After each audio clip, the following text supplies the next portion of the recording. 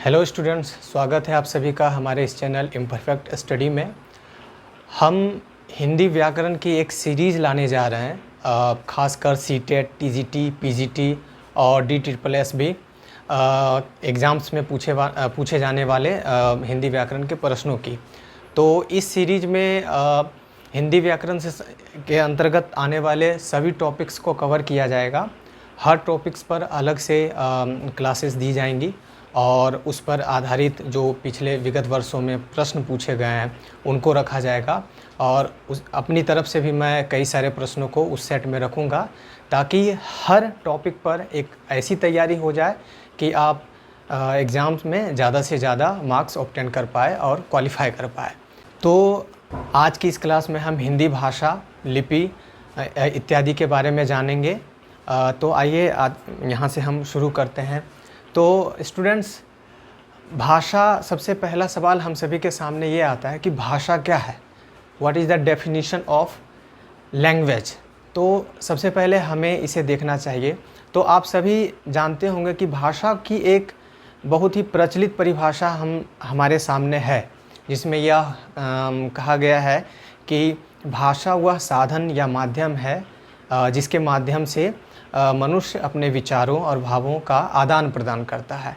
तो भाषा, इस परिभाषा को अगर हम देखें तो हमें ये पता चलता है कि भाषा एक टूल है, एक साधन है, एक माध्यम है जिसके प्रयोग से हम अपने भावों और विचारों का आदान प्रदान सामने वाले व्यक्ति से करते हैं, अपने समाज में, डेली लाइफ में करते हैं। तो ये हम लोगों ने समझ लिया। लेकिन यहाँ पर एक देखने वाली बात यह है कि भाषा भावों और विचारों के आदान प्रदान का सिर्फ एक साधन ही नहीं है। भाषा इससे बहुत ही ज़्यादा ऊपर है।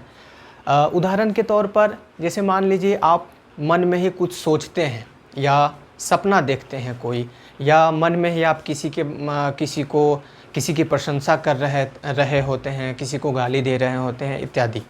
तो ये सारी जो गतिविधियाँ होती है वो भाषा के बिना नहीं हो सकती। तो ये तमाम सारी बातें हमें यही बतलाती हैं, इस बात की ओर इशारा करती हैं कि भाषा सिर्फ भावों और विचारों के आदान प्रदान और उसकी अभिव्यक्ति का एक साधन नहीं है, बल्कि भाषा का जो व्यापार है वो बहुत ही व्यापक है। तो एक परिभाषा तो भाषा की आप सभी लोगों ने यहाँ पर देखी। एक और परिभाषा मैं आप सभी के सामने रखना चाहूँगा जो इस प्रकार है। यह है, मनुष्य और मनुष्य के बीच वस्तुओं के विषय, अपनी इच्छा और मति का आदान प्रदान करने के लिए व्यक्त ध्वनि संकेतों का जो व्यवहार होता है उसे भाषा कहते हैं। तो ये भी एक भाषा की परिभाषा है। और यहाँ पर मैं एक चीज़ रुककर बोलना चाहूँगा कि यह परिभाषा श्याम सुंदर दास द्वारा दी गई है, जो कि हिंदी साहित्य के एक बहुत बड़े विद्वान थे और उनका खासकर हिंदी भाषा और व्याकरण को लेकर उनका बहुत ही ज़्यादा अच्छा काम था। तो अक्सर परीक्षाओं में यह सवाल पूछ दिया जाता है कि ये जो उपर्युक्त परिभाषा है वह किनकी परिभाषा है। उसमें आपको 4 ऑप्शन दिए जाएंगे, जिसमें से आपको ये करना है। तो इस पर आप अपनी पकड़ बना ले, यह एक सवाल के तौर पे एग्ज़ाम में आ सकता है। भाषा शब्द जो है वो संस्कृत के भाष धातु से बना है, जिसका अर्थ होता है बोलना। जैसा कि हम सभी जानते हैं कि हर समाज की अपनी एक भाषा होती है, इसी प्रकार पूरे विश्व भर में कई भाषाएँ, कई बोलियाँ हैं जिसे लोग आम जीवन में संवाद के रूप में व्यवहार में लाते हैं। तो आज पूरे विश्व भर में मान्यता प्राप्त 2796 भाषाएं हैं और 400 लिपियां हैं। तो इस प्रकार हम देख सकते हैं कि पूरे विश्व भर में भाषाओं की संख्या कितनी है। ये तो आंकड़ा हो गया जो मान्यता प्राप्त है। उसके अलावा कई और भाषाएं, कई और बोलियां हैं जो अलग अलग देशों के सुदूर इलाकों में बोली जाती हैं, लोगों के द्वारा प्रयोग में लाई जाती हैं। भाषा एक सामाजिक संपत्ति है, ना कि किसी की व्यक्तिगत संपत्ति। इसका मतलब यह हुआ कि भाषा कोई अर्जित नहीं करता है, भाषा कोई कमाता नहीं है, बल्कि भाषा का जो उदय है, उसका विकास है, वो एक सामाजिक विकास की प्रक्रिया के तहत होता है। और ये जो विकास होता है, भाषा हर समय में अलग अलग रूप में होती है, उसकी संरचना अलग होती है, उसकी रूपरेखा अलग होती है और उसका चरित्र भी अलग होता है। इसे हम एक उदाहरण के तौर पर समझेंगे कि जैसे मान लीजिए मनुष्य के जीवन का जो एक विकास है, वो अलग अलग अवस्था में, अलग अलग उम्र में, अलग अलग दौर में अलग संरचना, अलग चरित्र और अलग रूपरेखा को लिए हुए रहता है। मसलन कोई 2 साल का बच्चा है तो उसका शारीरिक ढांचा एक अलग प्रकार का होता है। 15 साल का कोई एक बच्चा है तो उसका शारीरिक ढांचा, उसकी रूपरेखा और उसकी एक संरचना अलग होती है। तो ऐसा ही भाषा के साथ होता है। भाषा हर समय में अपना रूप बदलती है। वो सामाजिक विकास के साथ उसमें तरह तरह के परिवर्तन होते चले जाते हैं। भाषा समय के साथ बदलती है, वो विकास के क्रम में नए नए रूपों और नई नई संरचनाओं के तहत हमारे सामने आती है। तो हिंदी भाषा का विकास भी इसी चरित्र को लिए हुए है। हिंदी भाषा जिस रूप में आज हम लोग पढ़ रहे हैं, लिख रहे हैं या बोल रहे हैं या सुन रहे हैं, वो आज से 1000 साल पहले उसी रूप में नहीं थी। उसकी संरचना उस समय अलग थी, उसकी रूपरेखा अलग थी, उसके लिखने का तरीका अलग था। तो इस प्रकार देख सकते हैं कि हिंदी भाषा को जो विकास है वो मूलतः संस्कृत से हुआ है। तो संस्कृत से फिर पाली का विकास हुआ, पाली से फिर प्राकृत का, प्राकृत से फिर अपभ्रंश का और अपभ्रंश से अबहट्ट का। अबहट्ट जो है हिंदी की अंतिम विकसित विकास की अंतिम अवस्था मानी जाती है। अपभ्रंश आप लोगों ने नाम सुना होगा। अपभ्रंश को हिंदी का प्रारंभिक रूप माना जाता है और ऐसा कहा जाता है कि हिंदी का जो विकास हुआ, हिंदी का जो उदय हुआ, वो अपभ्रंश से यहाँ से माना जाता है। अपभ्रंश का समय 500 ईस्वी से 1000 ईस्वी तक माना गया है।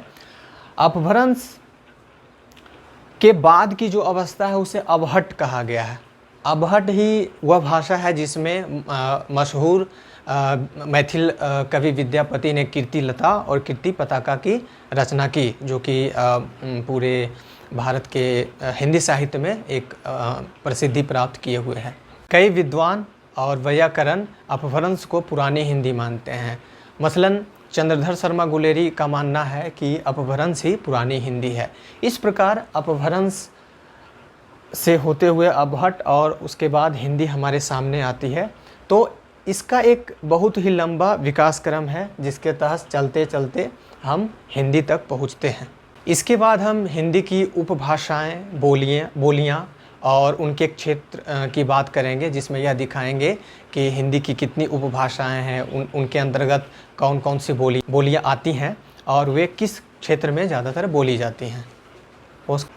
जैसा कि हम सभी जानते हैं कि हर भाषाओं की एक उनकी उपभाषाएं होती हैं और उनके अंतर्गत कई सारी बोलियां होती हैं जो अलग अलग क्षेत्र में बोली जाती है। तो हिंदी भाषा की भी कई उपभाषाएं हैं और उनके अंतर्गत कई सारी बोलियां बोली जाती है।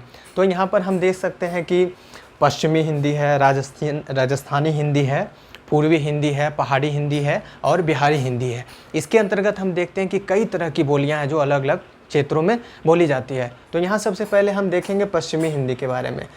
पश्चिमी हिंदी के अंतर्गत कौरवी, हरियाणवी या बांगरू, दक्षिणी ब्रजभाषा, बुंदेली, कन्नौजी इत्यादि भाषाएं आती हैं। इसी प्रकार राजस्थानी हिंदी में के अंतर्गत मारवाड़ी, जयपुरी, मेवाती और मालवी बोलियां बोली जाती है।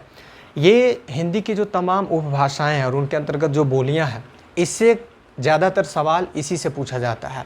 मसलन यह सवाल पूछा जा सकता है कि मालवी हिंदी की किस उपभाषा के अंतर्गत आती है। तो ये आप सभी को याद रखना है। इसे अगर आप अच्छे से याद कर लेते हैं तो आप जो भी 1 या 2 सवाल इस तरह से पूछे जाते हैं परीक्षाओं में, आप उसका जवाब आसानी से दे सकते हैं। इसके बाद हम आते हैं पहाड़ी हिंदी, पूर्वी हिंदी और बिहारी हिंदी। यह सवाल पूछा जाता है परीक्षाओं में कि हिंदी भाषा की कितने उपभाषाएं हैं, तो इसका आंसर है 5। तो ये आप सभी को याद रखना है। पहाड़ी हिंदी के अंतर्गत कुमाऊनी और गढ़वाली आती है। ये दोनों जो बोलियां हैं वो उत्तराखंड के कुमाऊं और गढ़वाल क्षेत्र में ज़्यादातर बोली जाती है। तो यह नाम आपको इसमें ज़्यादा याद करने की ज़रूरत भी नहीं है, वो ख्याल में आते ही आप इसका आंसर दे सकते हैं कि ये पहाड़ी हिंदी है। इसके अलावा पूर्वी हिंदी, जिसमें अवधी, बघेली, छत्तीसगढ़ी 3 बोलियां आती हैं, और अंत में बिहारी हिंदी। बिहारी हिंदी में आप अगर बिहार से हैं तो इसको आपको याद नहीं करना है। भोजपुरी, मगही और मैथिली, ये 3 बोलियां यहाँ पर आती हैं। तो हिंदी भाषा से जब भी सवाल पूछे जाते हैं तो एक सवाल यहाँ से ज़रूर ही पूछा जाता है, इसलिए ये आपका बहुत ही महत्वपूर्ण भाग है, इसे आप ज़रूर अच्छे से याद कर लें। इसके बाद हम बात करेंगे लिपि के बारे में, जिसे इंग्लिश में स्क्रिप्ट कहा जाता है। दोस्तों, यहाँ पर एक चीज़ की ओर मैं आप सभी का ध्यान दिलाना चाहूँगा कि जैसे भाषा और बोली, इन दोनों को लेकर लोगों में एक कन्फ्यूज़न होती है। लोग यह मान लेते हैं कि भाषा और बोली एक ही है, नहीं, उन दोनों में अंतर है। उसी प्रकार की समस्या भाषा और लिपि के साथ होती है। लोग यह मान लेते हैं कि भाषा भी एक है और लिपि भी, भाषा और लिपि दोनों एक है, जबकि ऐसा नहीं है। भाषा और लिपि दोनों अलग अलग है। अगर आसान शब्दों में हम समझें लिपि को, तो कोई भी भाषा उसकी एक लिपि होती है। मतलब कोई भी भाषा एक स्क्रिप्ट में लिखी जाती है, जिसे हिंदी में लिपि कहा जाता है। तो लिपि को हम लोग यहाँ एक परिभाषा के माध्यम से समझ सकते हैं। ध्वनियों के लिखने के लिए जिन चिन्हों का प्रयोग किया जाता है उसे लिपि कहा जाता है। तो ये लिपि की परिभाषा हुई। और आप सभी जानते हैं कि हिंदी भाषा जो है वो देवनागरी में लिखी जाती है। देवनागरी लिपि का विकास ब्राह्मी लिपि से माना जाता है। ब्राह्मी लिपि एक बहुत ही पुराने मतलब हिंदुस्तान की एक पुरानी लिपि है। हिंदी और संस्कृत जो है मूलतः वो देवनागरी लिपि में लिखी जाती है। इन दो भाषाओं के अलावा और भी कई ऐसी भाषाएं हैं जो देवनागरी लिपि में लिखी जाती है। मसलन नेपाली, बंगाली, उड़िया, मराठी भाषाएं भी देवनागरी लिपि में लिखी जाती है। देवनागरी लिपि का भी इतिहास बहुत ही ज़्यादा पुराना है। इसे सर्वप्रथम गुजरात के राजा जयभट्ट, जो कि 7वीं 8वीं सदी के आसपास विद्यमान थे, उनके एक शिलालेख में पाया जाता है। देवनागरी लिपि की कई सारी विशेषता हैं जिसे लेकर सवाल पूछे जाते हैं। तो यहाँ पर हम देख सकते हैं कि देवनागरी लिपि अक्षरिक है, इसकी एक विशेषता यह है। दूसरी, देवनागरी में एक वर्ण के लिए एक ध्वनि है। इसका मतलब यह हुआ कि प्रत्येक अक्षर उसमें उच्चारित होते हैं, उसका प्रोनाउंसिएशन किया जाता है। इसके बाद है, इसके ध्वनि क्रम वैज्ञानिक है। देवनागरी लिपि के बारे में आप सभी ने सुना होगा कि इसका जो पूरा स्ट्रक्चर है लिपि का, इसके ध्वनियों का, अक्षर का, अल्फ़ाबेट का, वो बहुत ही ज़्यादा साइंटिफिक है अन्य लिपि की तुलना में। और इसके बाद हम देख सकते हैं कि देवनागरी लिपि जो है वो उच्चारण और प्रयोग में समानता देखी जाती है इसमें। तो इसके अलावा और भी कई तरह की विशेषताएं हैं लेकिन वो उतना ज़्यादा ज़रूरी नहीं है। तो ये मूल विशेषताएं हैं देवनागरी लिपि की, जिसे लेकर सवाल भी पूछे जाते हैं। तो आप इसे याद करके परीक्षाओं में अच्छे मार्क्स ला सकते हैं। आज की ये क्लास भाषा और लिपि के ऊपर रही। इसके अगली कक्षा में हम भाषा से ही संबंधित सब टॉपिक को कवर करेंगे, जैसे राष्ट्रभाषा, राजभाषा और संपर्क भाषा इत्यादि चीज़ों को हम यहाँ पर रखेंगे। शुक्रिया।